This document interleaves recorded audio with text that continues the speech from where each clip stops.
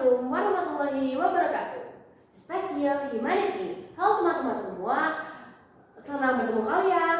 Di kesempatan kali ini saya ingin menjelaskan tentang pentingnya mengetahui pertolongan pertama dan juga pentingnya menggunakan APD. Nah, sebelum saya menjelaskan materi-materi tersebut, saya ingin memperkenalkan diri saya. Karena ada pepatah mengatakan, tak kenal maka tak sayang. Maka perkenalkan, saya Kayla Acifa Anandia, perwakilan PMR Media dari kontingen dari Ponorogo. Nah, seperti yang saya bilang di awal tadi, saya ingin menjelaskan tentang betapa pentingnya mengetahui tentang pertolongan pertama dan juga menggunakan APD. Nah, pertolongan pertama atau yang biasa disingkat PP merupakan pemberian pertolongan pertama pada korban yang mengalami sakit atau cedera secara mendadak sebelum korban dibawa ke fasilitas kesehatan yang seperti rumah sakit atau puskesmas terdekat. Nah, pertolongan pertama ini juga membutuhkan medis dasar. Medis dasar merupakan pemberian pertolongan pertama kepada korban yang sifatnya sementara sebelum korban tiba di fasilitas kesehatan.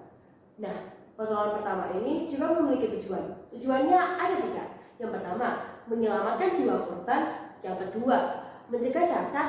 Yang ketiga, memberikan rasa nyaman dan mempercepat proses penyembuhan. Selain tujuan, pertolongan pertama juga memiliki kewajiban. Ada 4. Yang pertama, mengutamakan keselamatan diri sendiri dan orang lain. Yang kedua, meminta bantuan kepada ahli. Yang ketiga, memberikan bantuan secara cepat dan tepat sesuai dengan keadaan korban.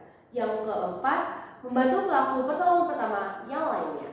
Nah, dalam melakukan pertolongan pertama ada yang disebut penolong pertama.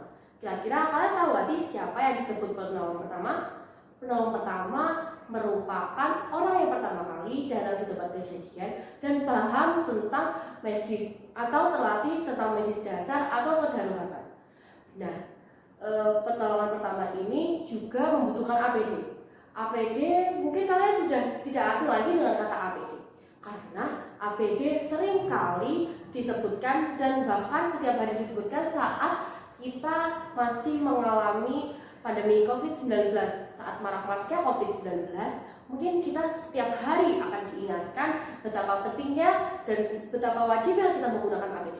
Karena dengan APD kita dapat melindungi diri kita dari virus-virus. Nah, APD merupakan alat pelindungan diri yang digunakan sebagai alat untuk melindungi diri dari penyakit dan juga virus atau kuman-kuman lainnya.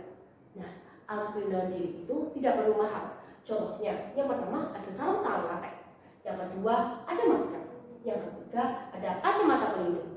Nah, itu merupakan beberapa contoh dari alat pelindungan diri. Nah, agar kalian yakin bahwa alat pelindungan diri itu penting, aku ada sesuatu yang ingin saya sampaikan kepada kalian. Nah, darah dan cairan tubuh yang lainnya itu dapat menularkan penyakit kepada tubuh kita. Maka dari itu APD sangat dibutuhkan dalam kegiatan pertolongan pertama.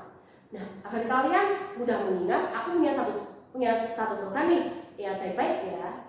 Kodomo teman baikku, APD melindungiku. Nah, semoga kalian tetap ingat untuk menggunakan APD saat menjalankan pertolongan pertama ya.